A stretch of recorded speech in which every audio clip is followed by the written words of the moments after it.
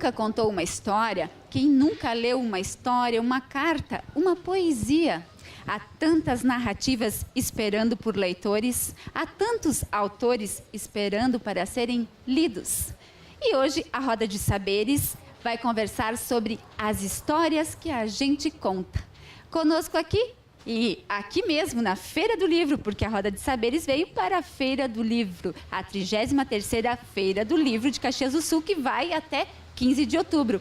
Para conversar conosco sobre as histórias que a gente conta, estamos aqui na Feira do Livro com a Nil Kremer, atriz, escritora, arte educadora, contadora de histórias com formação em letras. Bem-vinda, Nil. Também com a gente, Maria Angélica Graziotin, que é escritora, dentista e integrante da Academia Caxiense de Letras. Obrigada pela presença, Maria Angélica. É um prazer. E, claro, a nossa contadora de histórias, a nossa professora, a Adriana Camelo Lucena, que também faz parte aqui da organização da Feira do Livro. Muito bem-vindas, meninas. Obrigada. Nil Kremer, que histórias tu tem hoje para nos contar? História em texto mesmo, assim, livro.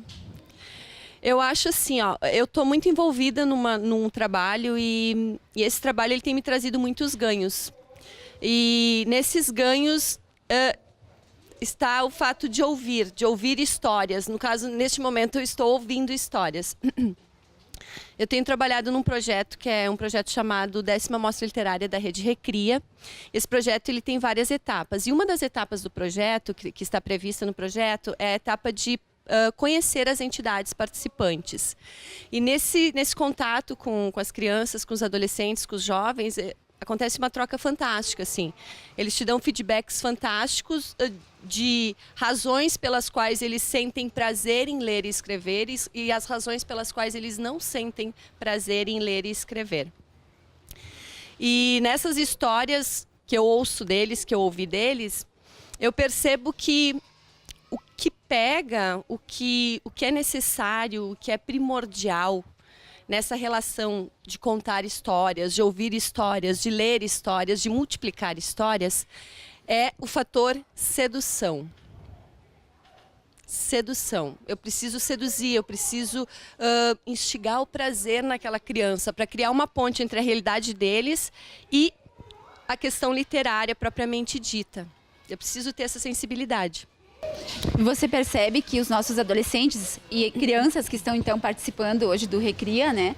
Eles estão lendo muito, ouvindo muitas histórias? Então, Vânia, aí nesse contato, então, pelo feedback deles, assim, eles são muito sinceros. Eu pergunto quem gosta de ler, quem gosta de escrever, quem gosta de ouvir ou de contar histórias, e pouquíssimos levantam a mão. Então, em função disso que eu percebo que o quão desafiador é o papel, por exemplo, do educador em ter também essa instrumentalização, né? Essa sensibilidade para contar história, para criar alternativas de seduzir esse educando, de seduzir esse aluno, sabe? E qual a tua experiência de vivência anterior à formação em letras? Teus pais contavam histórias para você, Nil? Sim, sim. Meu pai é uma figura fantástica, assim, super bem-humorada e da minha infância eu tenho várias lembranças bonitas, assim. Eu lembro, por exemplo, de uma lembrança agora que tu colocou essa pergunta. Nós éramos pequenos e nas férias nós íamos viajar para a casa dos meus avós, né, meus parentes, enfim, que moram no interior, são agricultores e tal. E eu lembro que nós íamos para a casa do meu avô e ao lado tinha um campo muito grande, um campo aberto, assim. E o meu pai costumava dizer... E tinha uma cerca de taipa, né? Aquelas pedras, assim. E a gente tinha muita curiosidade de passar aquela cerca para ver o que tinha do outro lado. E o meu pai dizia para nós que não era para passar, porque do outro lado morava um gigante. E que se a gente passasse, a gente ia se deparar com um gigante. Então, em várias situações, ele criava, sabe, alternativas, assim, contava histórias para dar limite ou para, né... E, Nil, essas histórias que ele contava vinha da oralidade ou ele era um leitor de livros? Não. Meu pai é uma pessoa muito humilde, ele tem pouca instrumentalização, assim, ele estudou pouco e vem mais da vivência mesmo, assim. Olha as diferenças, a Maria Angélica já cresceu em volta a livros. Sim, eu Eu sou bisneta do Abramo Pesce, que foi o primeiro professor de Caxias. Ele veio da Itália e ele dava aula de italiano e de português, aqui onde é o edifício Dona Ercília.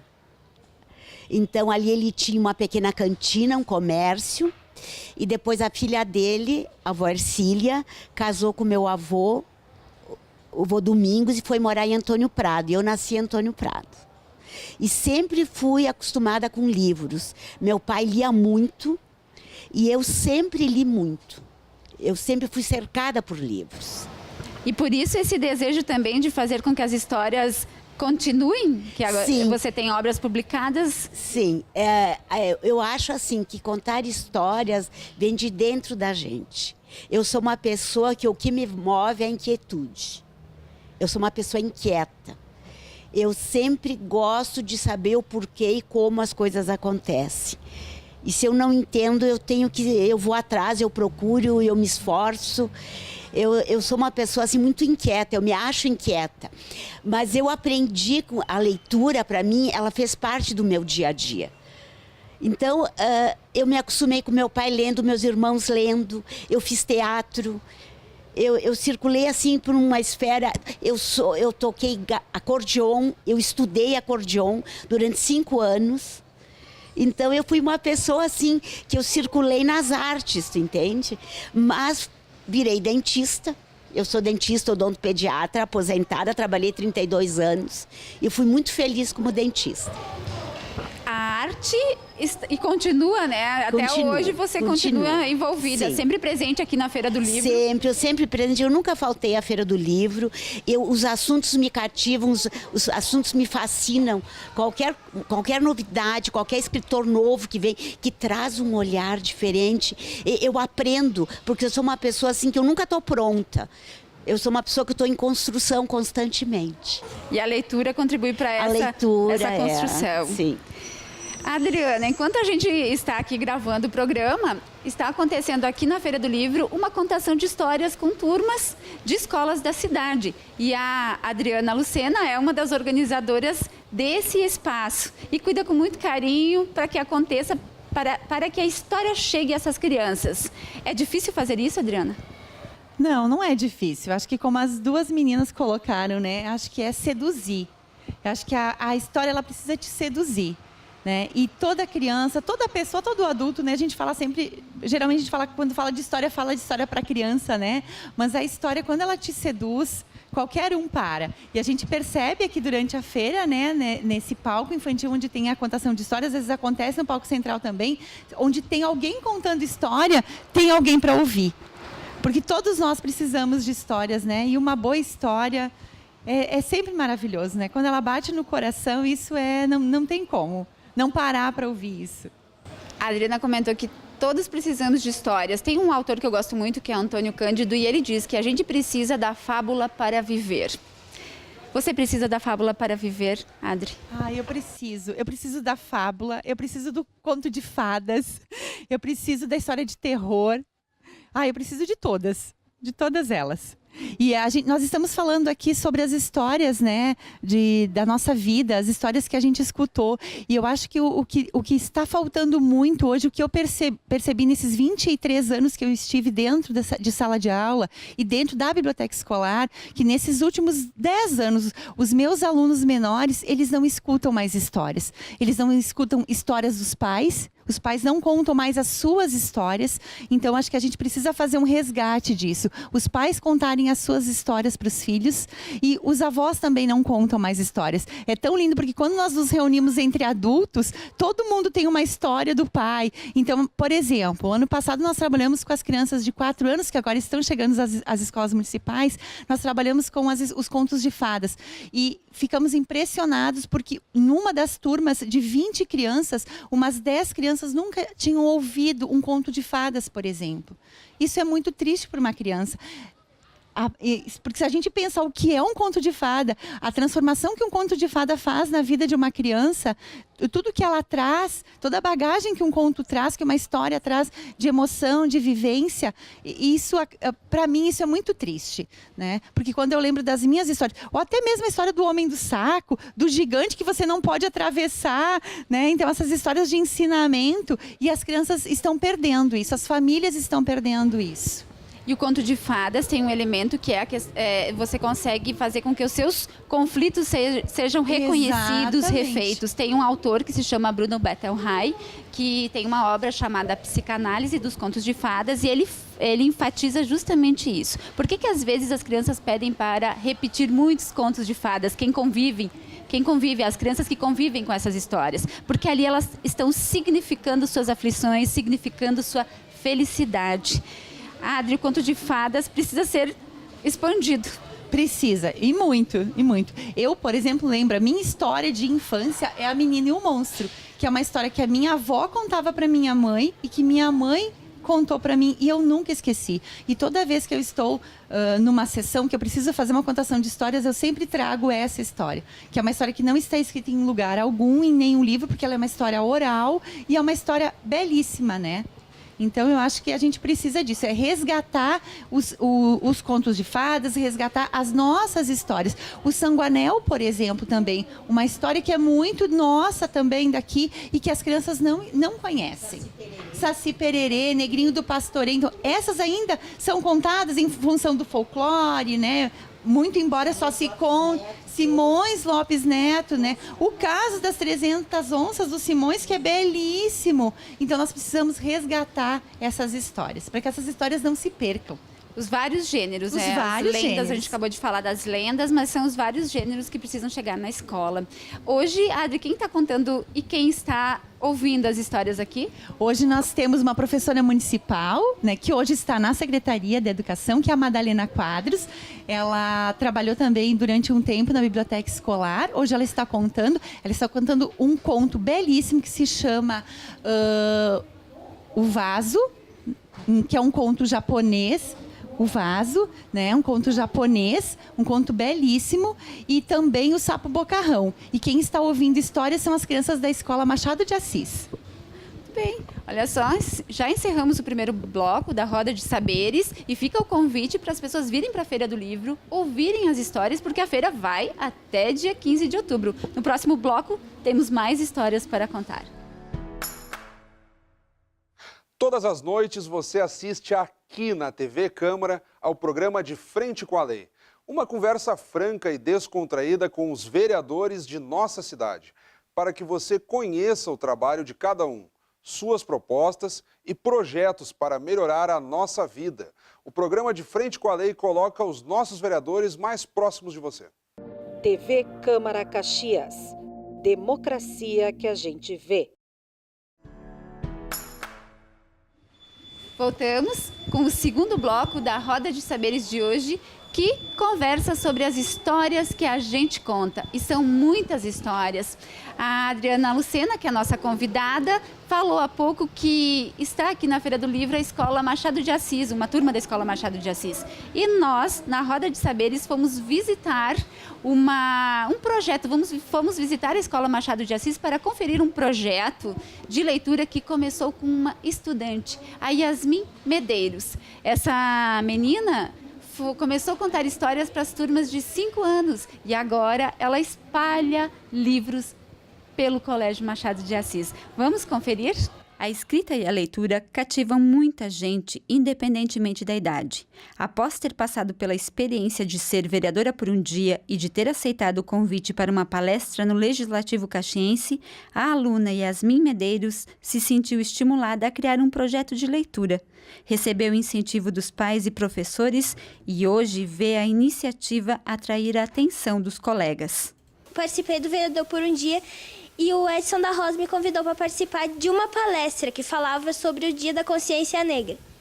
Com isso, lá tinha uma contadora de história que contava histórias sobre diversos temas, só que principalmente focado no Dia da Consciência Negra, do tom de pele, de todas essas, né? Então eu tive a ideia, eu fui com a diretora da escola, tive a ideia de ler para as crianças sobre diversos temas, só que principalmente do racismo, do Dia da Consciência Negra. Eu sei que tu começou com uma obra bem conhecida até. Qual foi essa obra? Foi A Menina Bonita do Laço de Fita. Depois foi surgindo novas ideias, novos livros, que um deles é o Cabelo de Lelê, que é o mais recente que eu tô lendo aqui na escola, que eu comecei a ler aqui na escola esse ano. E essa leitura acontece para que público? Para as crianças menores, maiores? Para qual é o público que tu acha importante ler? É o público de educação infantil até mais ou menos o 5º ano, 6º ano, assim. O maior que eu já li foi 6º ano. Yasmin, qual é o sentimento que você tem ao fazer essas leituras? E qual é o retorno que você já está recebendo deste projeto, dessa ideia? É muitas novas ideias. Eu fico muito feliz porque, de verdade mesmo, quando eu comecei, as crianças prestavam bem atenção no que eu falava, no que eu contava. E eu vi, e com isso foi surgindo novas ideias que, na verdade, uma criança chegou em mim e disse que não gostava do tom de pele, não gostava do cabelo cacheado. Aí surgiu o tema um novo projeto que é a leitura como ferramenta de combate ao preconceito racial, que tem só esse tema, né? Que é sobre o racismo, sobre a pele, sobre os seus antepassados, do porquê tem o cabelo cacheado, o porquê que é negro. Foi surgindo novas ideias. E nesse caso você trabalha bastante a questão da diversidade, do respeito à diversidade, a convivência entre as etnias? Sim, é bem esse o meu objetivo, que as crianças se identifiquem como negros. Que vejam que o cabelo cacheado e o tom de pele não muda nada. E que os outros também têm que respeitar. Que o cabelo cacheado é lindo, a pele é maravilhosa, eu acho maravilhoso, né? Muitos não se identificam, então eu quero que eles se identifiquem e vejam que ser negro, ter o cabelo cacheado não é ser menos ou mais que ninguém. Um projeto de leitura ele tem que ter o objetivo de atingir o aluno que ouve as histórias. O nosso retorno foi muito bom nesse sentido, principalmente por eles conhecerem e se auto-identificarem como afrodescendentes. Quando a gente começava a contar histórias sobre afrodescendentes, a gente sempre questionava eles: você é afrodescendente? Sim, não ou não sei. 90% a 80% respondiam que não sabiam. E através dessas leituras, sim, eles passaram a se auto-identificar e se autodeclarar como afrodescendentes. Com mapas de geografia, a gente pôde apontar também os caminhos que os seus antepassados fizeram, que vieram da África, que eles são descendentes de africanos, porque os seus antepassados moravam na África, vieram para o Brasil em situações degradantes. Então, o principal foco, na minha opinião, sobre o projeto, que mais nos trouxe retorno, é esses nossos estudantes se autodeclararem afrodescendentes e conhecer um pouquinho da sua história, que anteriormente ao projeto de leitura era menos eficaz esse processo. A Escola Municipal Machado de Assis, do bairro Reolon, soube valorizar a iniciativa da estudante Yasmin. Além de envolver mais alunos no mundo literário, a proposta virou livro artesanal e foi apresentada numa mostra científica. Também já conta com ajudantes, que colocaram a ideia nas redes sociais para que seja conhecida mundo afora. Bom, eu sempre achei interessante essa coisa de cultura afro e tal. E daí, como eu vi que a Yasmin estava fazendo o projeto, eu convidei o Robert junto para a gente começar a fazer o projeto junto com ela. E a gente começou a fazer, toda sexta-feira se reunindo aqui, e a gente criou mais ideias, como foi o canal e o Facebook, que está fluindo bastante. E que canal é esse? Qual é o nome? Como é que a comunidade pode acessar? Bom, a gente contribui com as páginas na internet. Eu contribuo com a página no Facebook, que é Autores Negros, que a gente coloca, como a gente lê livros sobre cultura afro, a maioria dos autores são negros. E eu coloco lá os autores com sua data de nascença, coisas assim, e mais uns fatos interessantes sobre eles. A biblioteca da Escola Municipal Machado de Assis ganhou um colorido especial depois que a aluna Yasmin Medeiros, juntamente com os professores da escola, implementou um projeto de leitura. A história dela está de parabéns. Gostei. Acho muito interessante. Legal para as pessoas não fazer racismo com as pessoas, né, que fazem. Eu que na sala só tenho na minha sala só tem 2 pessoas que são negras na sala.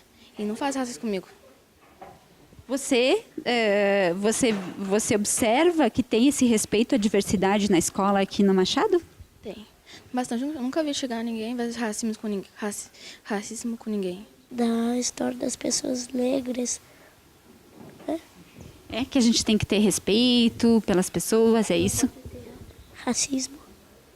Não pode falar que aquela pessoa é feia por causa do cabelo, da cor.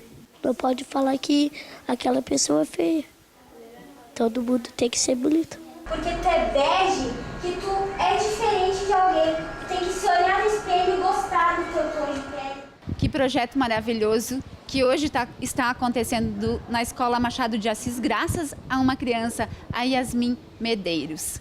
Nil Kremer, as nossas crianças também são contadoras de histórias, tu estás acompanhando isso. Como os pais, como os professores, como a gente pode estimular ainda mais para que novas crianças sigam nesse caminho? Então, como eu falei antes, eu acho que o quesito prazer ele é fundamental. Eu acho que a gente está perdendo em não dar atenção para isso, sabe?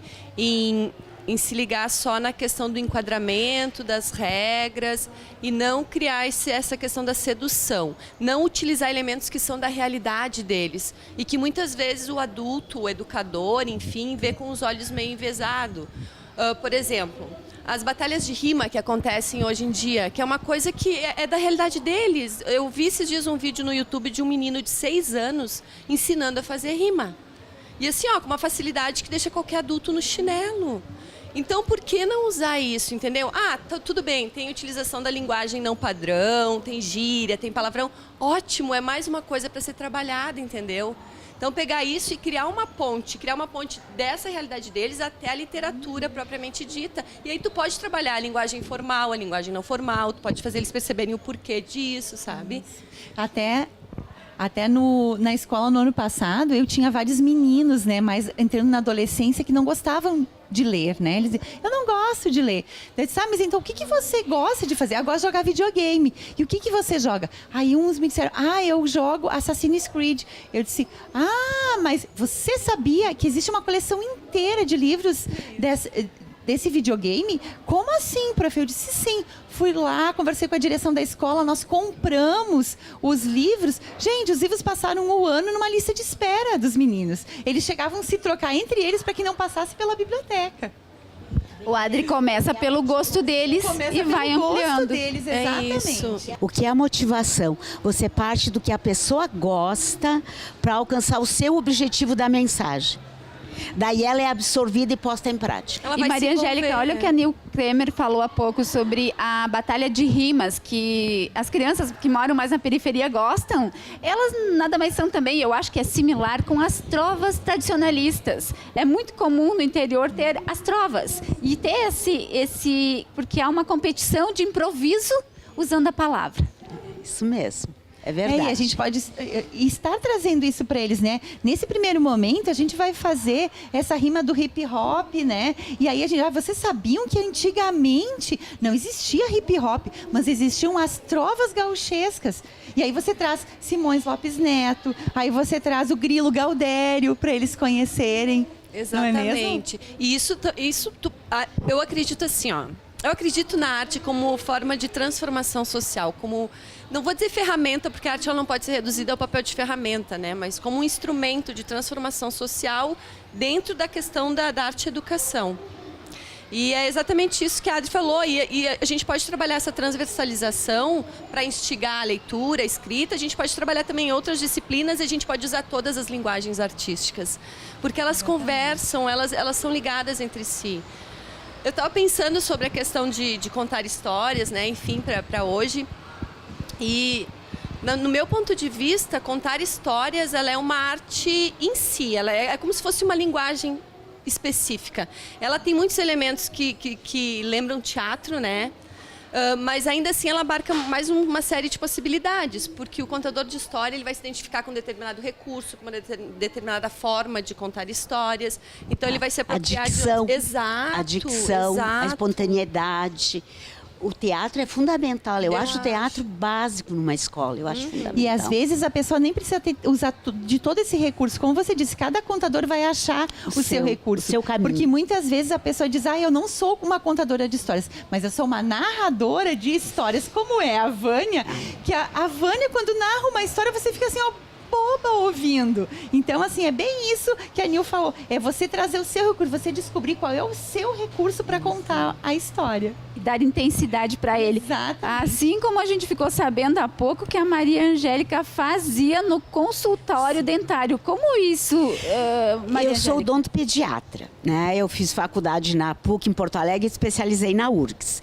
E toda a minha trajetória de 32 anos de odontologia foi com infanto-juvenil. Alguns adultos que queriam, que tinham receio que vinham.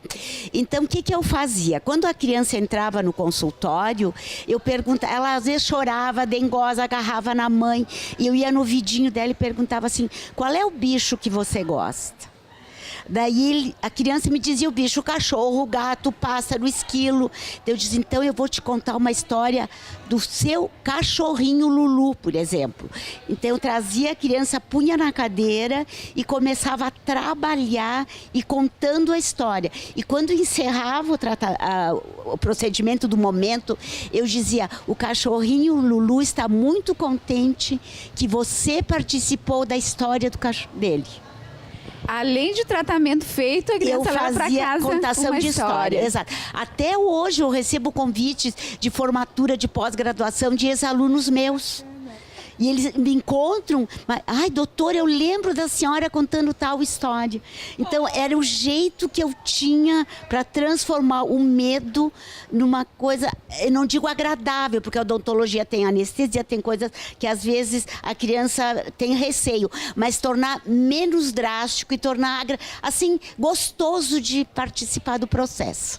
Eu queria ter tido a Maria Angélica de dentista. Todos nós. Mas que delícia. Nil, Maria Angélica e Adriana, este programa que está sendo gravado aqui na Feira do Livro também faz parte da segunda semana de leitura de Caxias do Sul, que é um evento que a Câmara Municipal de Caxias do Sul abraçou e desenvolve junto com os organizadores da Feira do Livro. Neste ano, a Semana de Leitura começou junto com a pré-feira e hoje é o último dia da Semana de Leitura. A gente está, então, encerrando ela com este programa e logo mais também com a gravação do Café com Letras. A Semana da Leitura vem para colaborar com a Feira do Livro. E a Feira do Livro está deliciosa, Adriana. Está maravilhosa. Nós tivemos já um público estimado, só nesses 3 primeiros dias, de 38 mil pessoas. Uau, né? É surpreendente, com atividades das mais diversas formas, com atividades de todas as artes. Tivemos banda marcial, que foi belíssimo. Tivemos Renan Inquérito, trazendo, como a gente falava do hip hop, né? De mano para Manuel. Então, de mano para mano. O que o Renan faz? Ele fez todo um projeto em cima da obra de Manuel de Barros, gente. Foi belíssimo. Então, assim, as crianças da periferia da cidade vieram para assistir, estava lotado. Ontem à tarde, nós tivemos algo inédito, inclusive no Brasil, que foi o Slam de Ilustração, onde ilustradores, né, nacionais, que já ganharam prêmios internacionais, e mais os ilustradores da nossa cidade, fizeram um desafio de ilustração no palco. Foi incrível. Então, assim, todo mundo elogiando muito a feira. Estão todos convidados para virem à feira, porque a gente ainda tem muita coisa nesses 14 dias ainda, né, de feira. Olha só, a Adriana fazendo convite para as pessoas virem até a feira, porque esse programa também vai ser transmitido ainda durante a Feira do Livro. E neste ano acontece aqui na Praça Dante. Fica o convite, a gente encerra esse segundo bloco, porque no terceiro tem mais histórias que a gente conta. Terça, quarta e quinta, a partir das 8h30 da manhã, você confere aqui deste plenário a sessão ordinária da Câmara de Vereadores. Assuntos polêmicos, indicações, projetos de lei, tudo e qualquer assunto que for de interesse do caxiense passa pela Câmara de Vereadores. E você confere aqui na TV Câmara Caxias. Fique ligado! TV Câmara Caxias. Democracia que a gente vê. Voltamos para o terceiro e último bloco da Roda de Saberes de hoje, que acontece aqui na Feira do Livro de Caxias do Sul e também integrando a Semana da Leitura, que o Legislativo Caxiense ajuda a promover junto com a organização da Feira do Livro. Aqui hoje estamos com a Nil Kremer, com a Maria Angélica Graziotin e com a Adriana Camelo Lucena. É um prazer estar com essas meninas para falar sobre as histórias que a gente conta. Nil Kremer, tu segue contando histórias também aqui na Feira do Livro e na escrita também. Eu sei que tu tens uma obra diferente publicada. Conta para nós o que é isso. Então, aqui na feira eu vou estar trabalhando com uma oficina de fanzine, com contação de histórias. Eu vou estar participando de uma mesa de bate-papo das mulheres que escrevem em Caxias, que vai ter a Mônica Montanari, a Jaque Pivoto, ajuda, Adriana Antunes, a Natália Polesso e tal.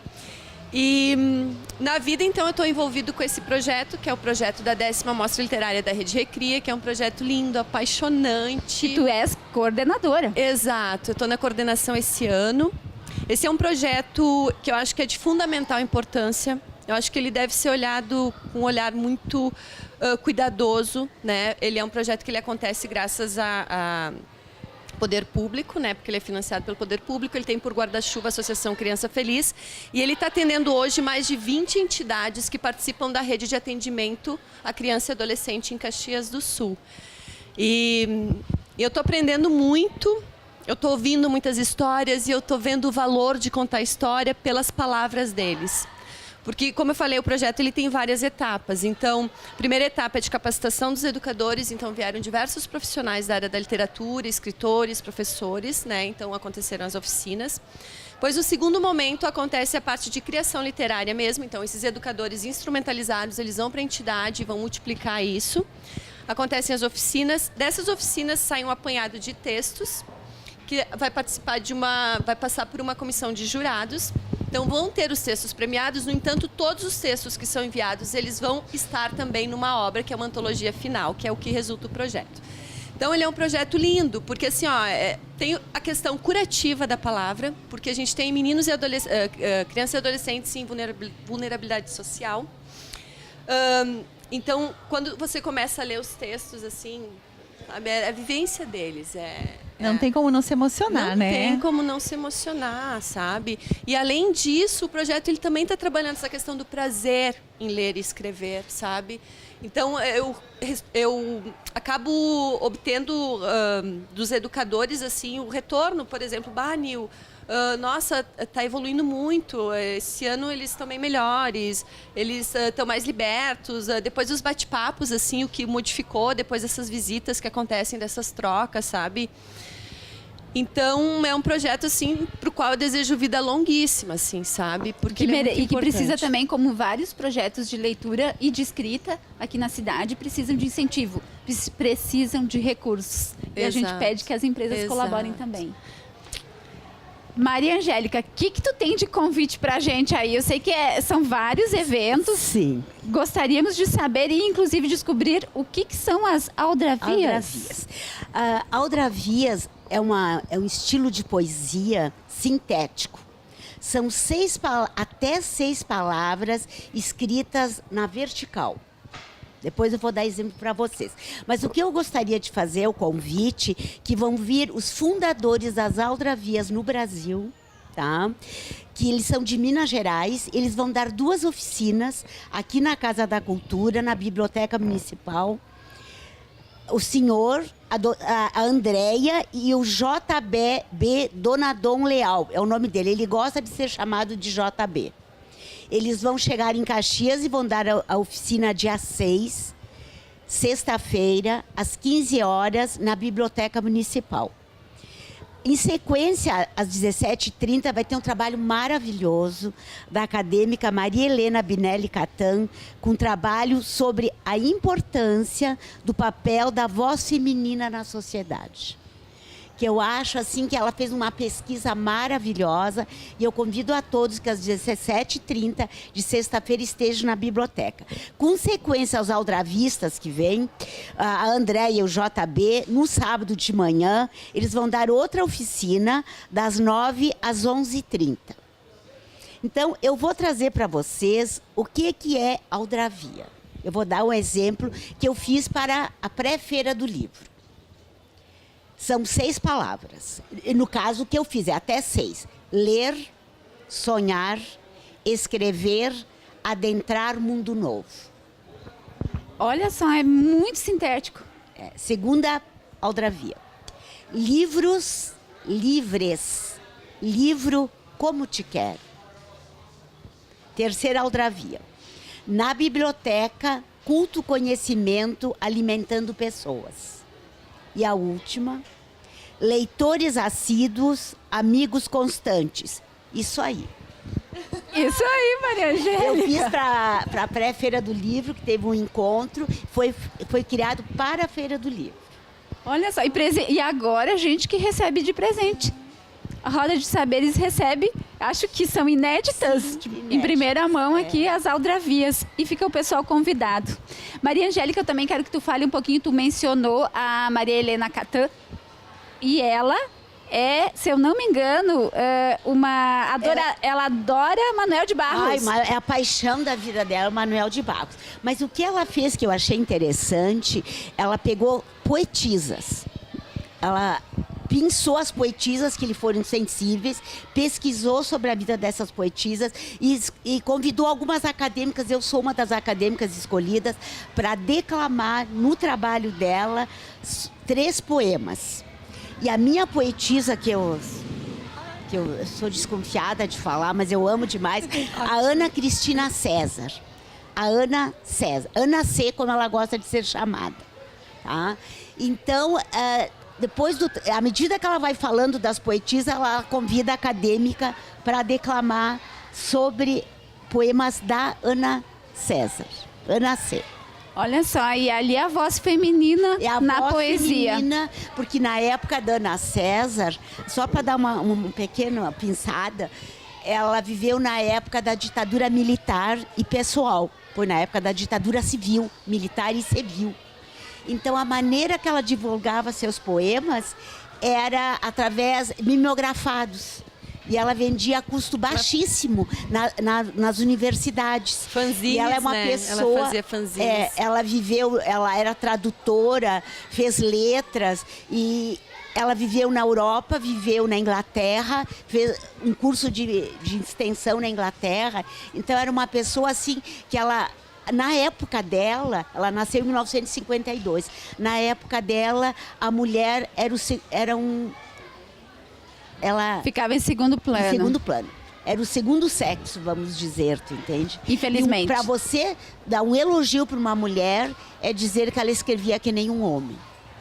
Olha só. Isso era elogio na época. Mas é interessante que a plataforma, não é a plataforma que vai definir a força, a intensidade do texto, não é a plataforma, né? A prova é essa, o texto mimeografado. E Adriana, você utiliza vários recursos para trabalhar a leitura e contação de histórias com seus alunos, mas tu dá muita ênfase ao texto. A gente tem que ter esse cuidado de não pedagogizar, seja texto, seja prosa, seja poesia. Você toma esse cuidado? Tomo sim, tomo muito esse cuidado. Eu acho que a gente precisa, quando vai escolher um texto para contar, né, principalmente para contar para alguém, contar para o outro, você tem que ter esse cuidado. Porque o texto, ele tem que ter emoção, ele tem que ter sedução, ele tem que te levar para longe, ele tem que acima de tudo, ele tem que te tocar. Então, assim, eu não vou escolher um texto que vai ensinar a criança a escovar os dentes, por exemplo, né? Então, eu não... isso eu deixo para Maria Angélica, isso eu deixo para a mãe e para o pai, né? Porque eu estou contando para muitas pessoas. E essas muitas pessoas, elas precisam ser tocadas. E as histórias, quando elas nos tocam, elas são guardadas para sempre.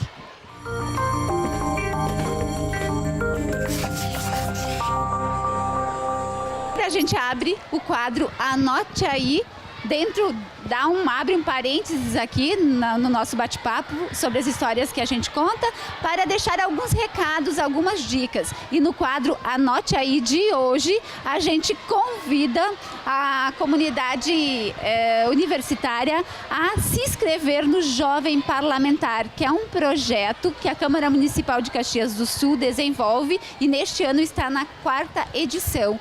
É um espaço em que acadêmicos podem apresentar propostas para a comunidade e defendê-las numa sessão simulada. As inscrições para jovens universitários apresentarem seus projetos vão até dia 23 de outubro. Fica o convite. Qualquer dúvida, pode acessar o site da Câmara, www.câmaracaxias.rs.gov.br. Também a gente traz uma dica aqui da Feira do Livro, que é dar uma passadinha aqui do lado, na Casa dos Afetos, que a Maria Faria está providenciando para que as pessoas possam escrever cartas a quem ama, a quem gosta, a família, aos amigos. É só dar uma passadinha aqui, você faz uma carta e entrega diretamente a quem você gosta. Por fim, uma dica de livro, que é quase homônimo ao nosso programa, que é Histórias que Te Conto, e é da Eulália Isabel Coelho, que é a Biba, mais conhecida por Biba. Ela escreveu e lançou recentemente. São contos deliciosos que você tem que ler. O nosso Anote Aí, então, recheado de dicas. E, Nil Kramer, gostaria que tu aqui deixasse um abraço, uma mensagem para quem está ouvindo, para quem está em casa, já que a gente está encerrando o Roda de Saberes. O recado que eu deixo, então, é para que a gente cultive o hábito de contar, o hábito de ouvir, o hábito de fazer com que as histórias elas não se percam no meio do caminho, porque o valor é imenso, não é só o valor de que as histórias se mantenham, é o valor curativo, é o valor de ressignificar quem somos, onde estamos, como nós temos que agir nesse mundo louco, cada vez mais louco, sabe? Então, para que as histórias não se percam, porque tem muita afetividade envolvida nisso, sabe? É a palavra que nos constitui. Maria Angélica, a palavra te constitui? Sim, a palavra me constitui muito. E eu gostaria que as pessoas fossem sempre inquietas e tentassem satisfazer a sua inquietude. As letras, a literatura, ela nos satisfaz. Nós somos escritores, então nós sempre estamos em busca de uma nova história, de um novo conto, de um novo olhar e algo que nos cale no coração. E para as suas crianças, Adriana, lá da escola, que agora tu estás na coordenação, deu um tempo para a sala de aula, mas a sala de aula vive em você. Vive. A sala de aula vive em mim, as histórias vivem em mim.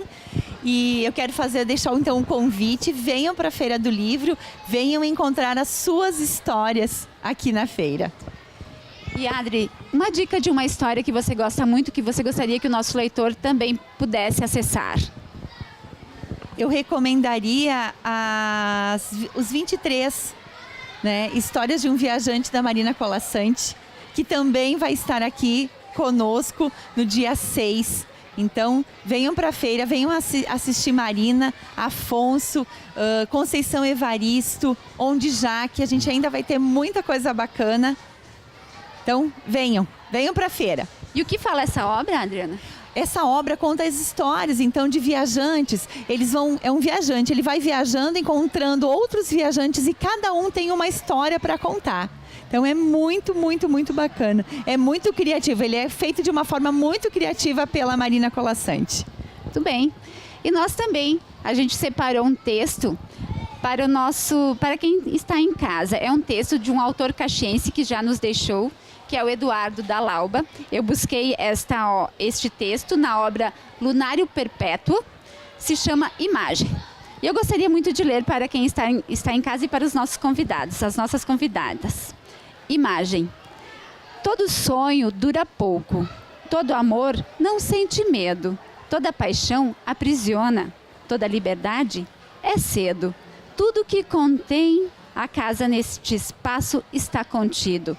Todo o céu que cobre o mundo cobre apenas um sentido. Não vi chorares no mar a lágrima salgada, e se mostrava contida e se mostrava velada. Chorava sem lágrima, não tinha curvas. Todo o mar era pouco para o espaço que buscavas. Tudo que represa, estoura. Tudo que cala, consente. Tudo que mergulha fundo, vê o raso da areia. Os olhos vinham calados. A verdade era somente uma pequena semente que o fundo do mar semeia. Todo mar é visto apenas como um quadro em movimento. O pouco sol ilumina, como se existisse o lento.